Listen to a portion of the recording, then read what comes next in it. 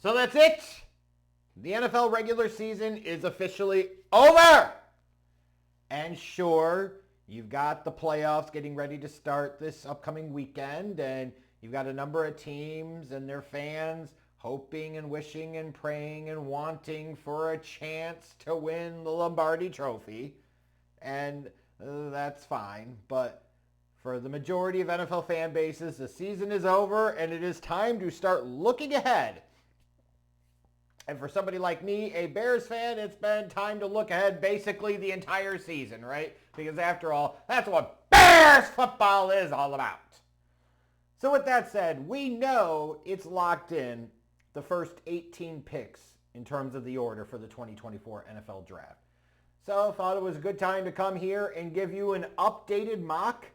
Now, I will call out, it's in the description box. I only did one round this past. I did no trades. This is just as much like a time-saving measurement as anything else. You know, I'll do trades probably on the next one or something, right? But I think even with that said, you can still capture some general themes and some general thoughts about the draft and how it could potentially go, even if the order is very likely to shift due to trades by the time we actually get to that Thursday in April. Now, the first theme that I think stands out when you look at this mock is you've got 5 quarterbacks going in the top 11. And you know, you've got so many quarterback desperate teams, and even with having 5 quarterbacks going in the top 11 picks, all of the quarterback desperate and needy teams aren't taking one in round 1. So that stands out. Where it really stands out to me is teams like the Broncos and the Raiders. The Broncos are poised to move on from Russell Wilson. You've got to think if they're doing that they're going to be very eager to draft a quarterback this year.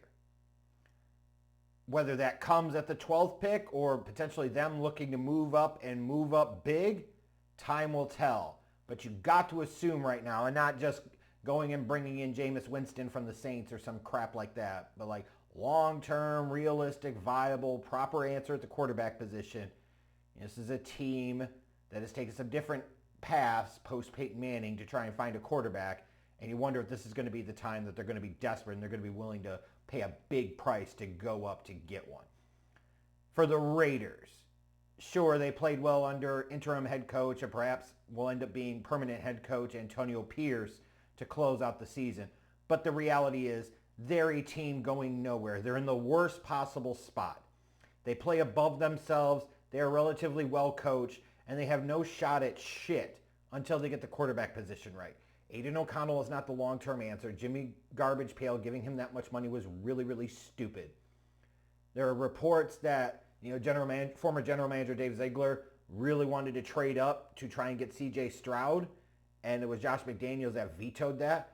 So it might stand to reason that the Raiders are going to be a team that's going to be very hungry, very eager to move up to the top of the draft to ensure they get the choice of the quarterback that they want, which, if they're motivated enough, they can move all the way up to 3, 2, or dare I say even pick number 1.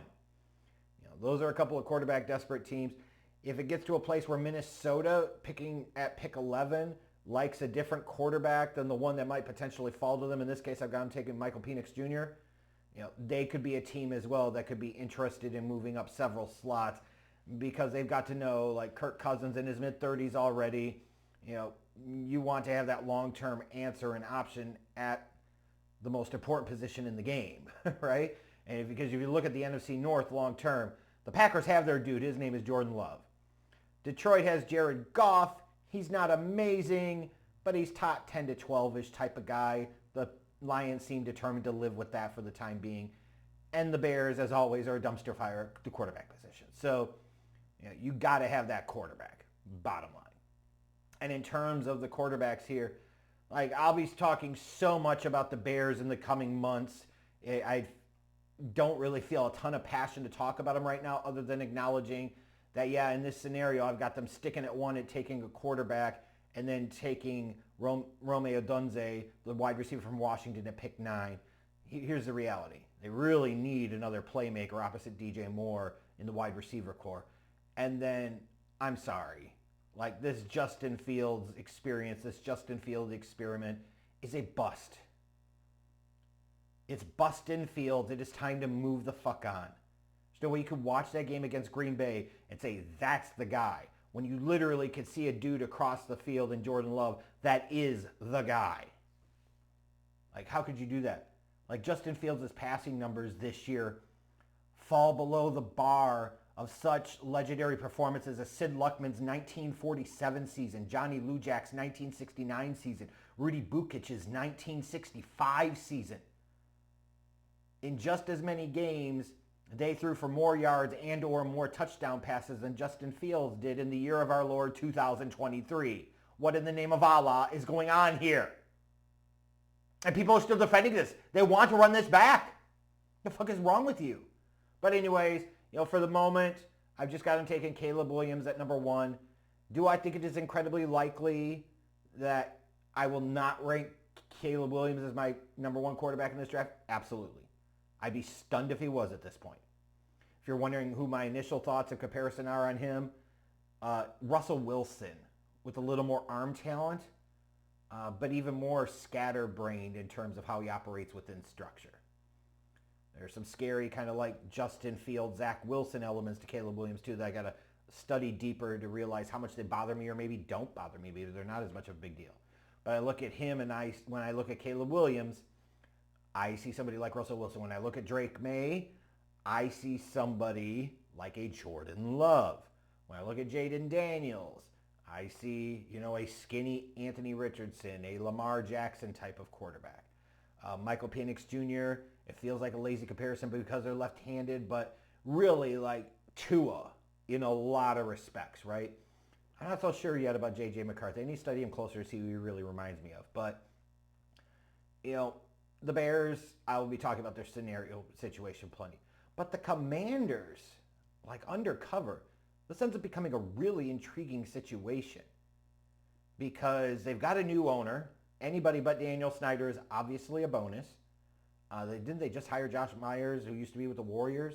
So you're trying to bring in people that know how to build organizations to build this organization right. You've got the 2nd overall pick combined with a ton of cap space in the offseason. You've got an offense that's got guys like Terry McLaurin on it. This is not a totally desperate, bad situation. It can be very good in a hurry.